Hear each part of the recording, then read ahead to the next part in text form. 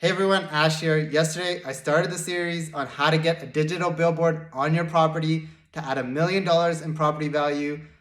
Yesterday, I went over step one, making a relationship with the major players and asking them if your property is eligible for a digital billboard. Step two, overcoming their concerns if they don't feel like it's a suitable spot for a digital billboard. And now, today, we're gonna go over steps 3 and 4.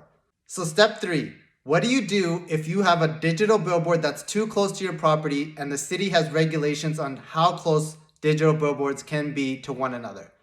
This is also a simple process. You just have to file a variance. Again, I'm not saying you're going to get approval, but it doesn't cost a lot of money, it doesn't take a lot of time, and it's worth a shot. Now, step 4. What if the zoning of your property doesn't allow for digital billboards? Again, this is also a simple application. You just go to the city, figure out what zoning works for the property that you have on the site and also allows for a digital billboard, and try to change the zoning. Now, word of caution, when you change the zoning, you can drastically change your property taxes.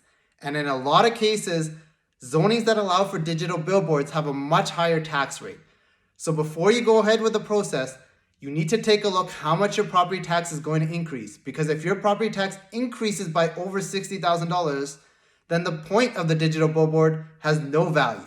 Now, before I wrap up this series, there's one last key point you need to be aware of. When you sign a lease for the digital billboard, make sure the lease is as long as possible. You want to lock this in. I know it might sound counterintuitive because you might think if I do it in short intervals, I can slowly increase the rent.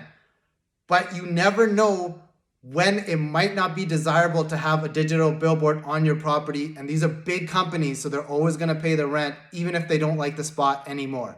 So the longer you can lock it in, the more secure it's going to be, and the more the next buyer is actually going to value that lease when they're trying to buy your property, and the more value you will get out of your property as a result.